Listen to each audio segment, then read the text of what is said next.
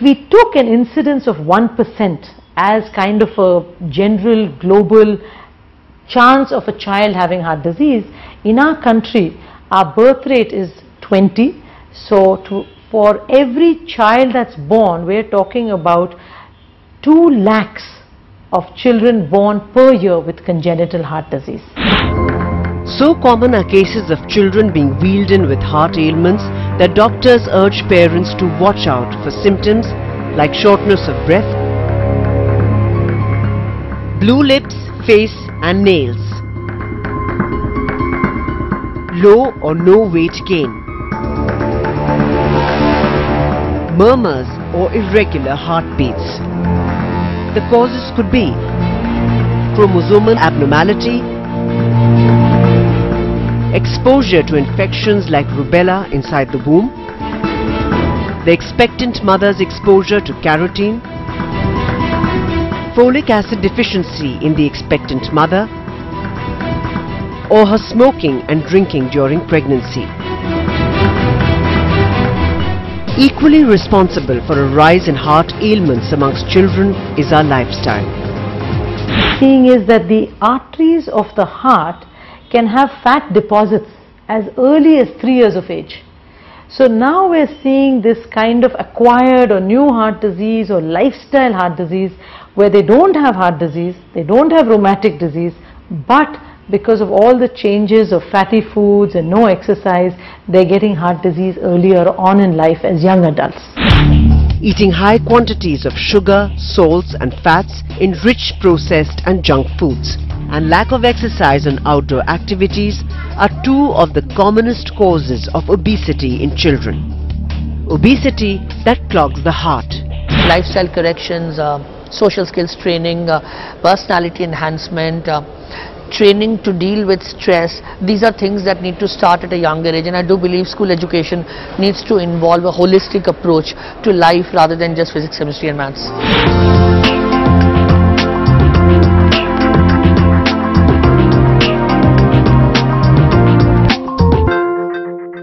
If your child came to you today with a complaint of a pain in his chest, the last place that your mind is likely to go is to that of a heart attack. But you may need to rethink. More and more children today are being affected by this disease. The key to recovery is timely detection, as in the case of Shruti.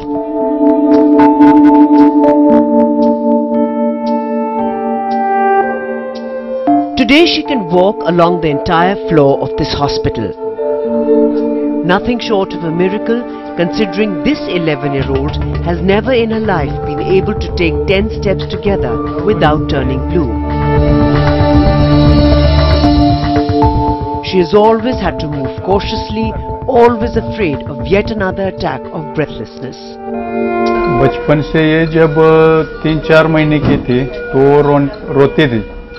वो रोने के बाद इसके होठ, वो नखे के पीछे, वो पंखुड़ियों में ऐसा नीला कलर आता था, नीला सापन आता था।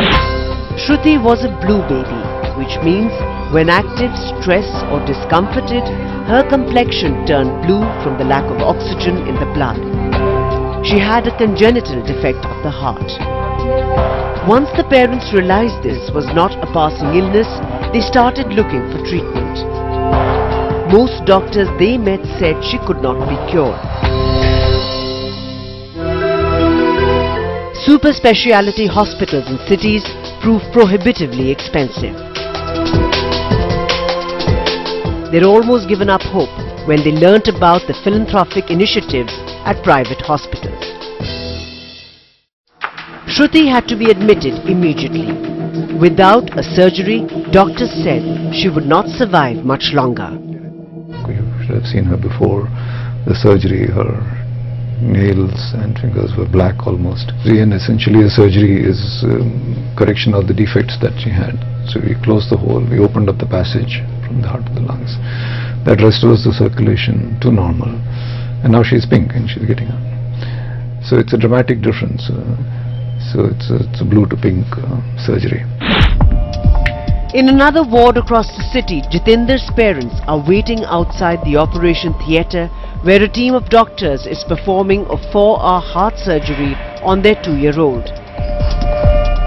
His ailment was fortunately discovered early during a government health screening drive for newborns. Now, hours are going by in tears and prayers.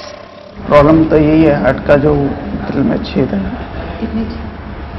इसमें 2 बताते थे, जो हमने इसका टेस्ट कराया 2 बताते थे।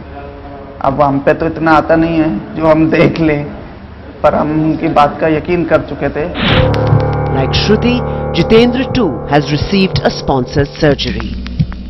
One of the multiple initiatives that private hospitals are creating to reach out cardiac care to the underprivileged. Little Hearts program is a program we tied up with the Being Human Foundation, which is Salman Khan's foundation. And so far in the 15 months that we've been operating, we've operated 500 children. Given the dangerous proportions of cardiac ailments amongst children, the International Pediatrics Association that earlier prescribed that children must be screened for heart diseases by the age of 10, last year brought the age down to 8. I believe that an echocardiogram should be done at some point of life in the first 4 to 5 years in every child. Every child. It's just a simple external investigation. It costs little and yet could pick up heart disease, which we pick up much later on in life. Many of these don't need to be treated surgically even at that time. Cases in which a child's heart is beyond repair, a transplant becomes necessary. The process is difficult. To begin with, it's a transplant on an infant. Then there are complexities of finding a match. One heart transplant, yes, is dependent upon another child or newborn dying, and so it's, you can only get a heart from another person of the same size and weight who has died. Plus, then the longevity of the heart transplant recipient also is not that good. And when you're looking at a child, you need to give a child a 50, 60, 70-year lifespan, and that's not really possible even with the heart transplants. The other challenge is shocking. We have only 30 good pediatric cardiology surgeons in the country. Place this against the demand. 2 lakh new cases, about 1.2 lakh of which need surgeries each year, which means regular cardiologists end up performing pediatric surgeries. Many of these diseases and also the valve stenosis, which doesn't lead to cyanosis, are being taken care of by cardiologists by means of intervention cardiology. They are closing the holes or taking care of the valves percutaneously without opening the chest. But when it comes to cyanotic babies, yes, they require a complex surgeries, and these facilities may not be available. We're short of regular doctors, forget specialists. Our lifestyles are dangerously unhealthy. Our children are easy victims.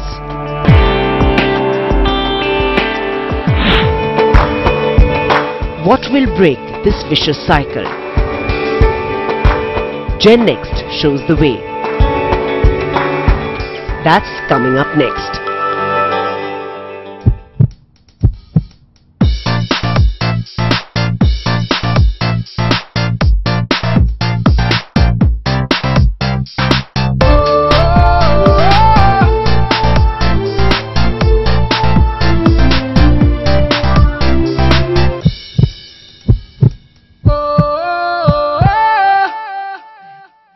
Starting your day with a healthy breakfast is one of the best things you can do for yourself.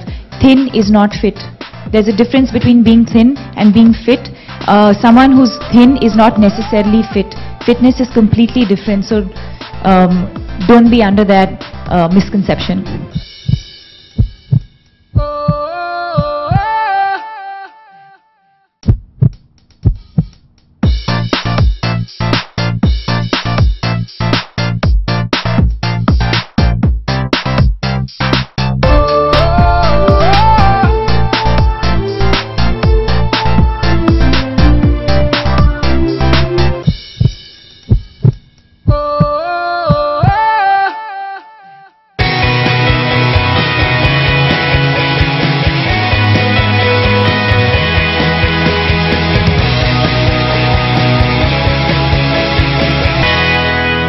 More people, they chose junk food, or they choose junk food because it's convenient.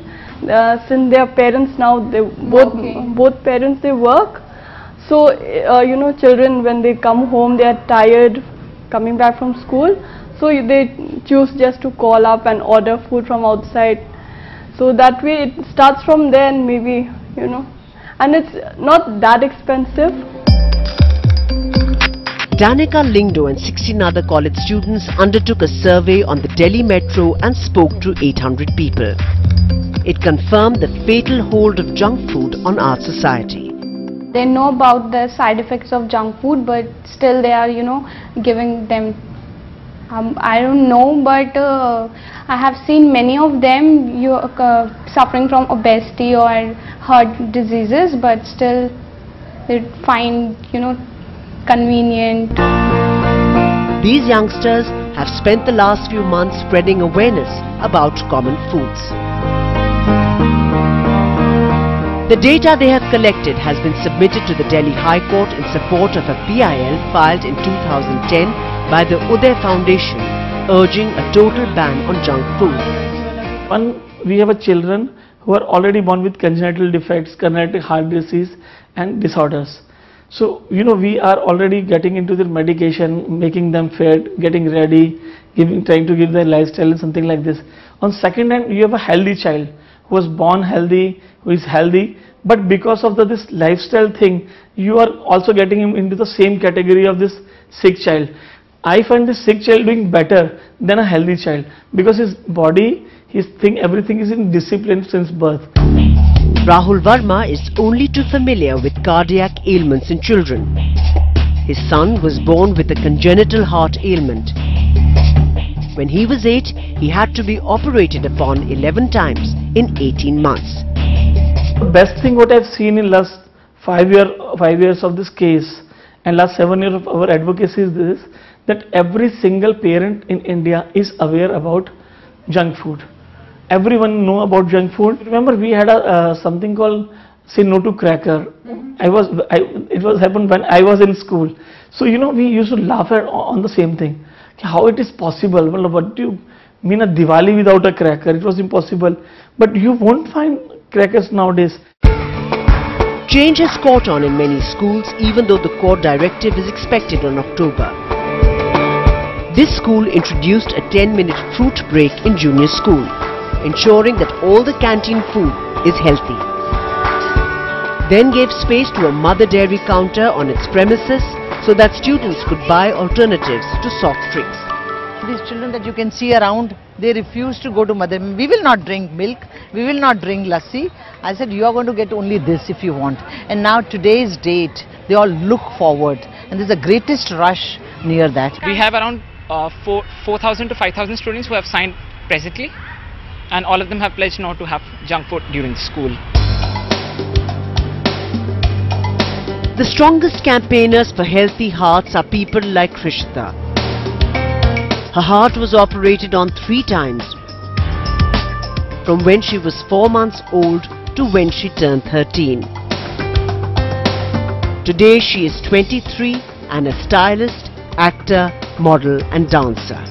I see people who are just so careless, who would smoke day in and day out, who would drink like almost every week they're drunk, or every week they're drinking and chilling. So I agree that you are young and you're wild and you're free, but I think there's another statement to being young, wild and free, which is don't be stupid. Like be healthy, have fun, because the thing is you don't know when it dawns upon you. And since I had this from birth, so I had 3 chances to live, so I'm more than grateful and I'm more than cautious about it. So it's just that when I see people who are not really, taking care of themselves, or who are very ignorant and who are very, this is cool and I should do this, I feel a little like let not reality shake you and wake you up. Just have it in you that you need to be healthy, just lead a normal life, take care of your fitness and do whatever you want. A little less time on the tablet, a little more outdoors. More home food, less junk food. Walk up the stairs instead of taking the elevator at home or in malls and multiplexes. Many youngsters are finding their way back to good health. Many more may join in.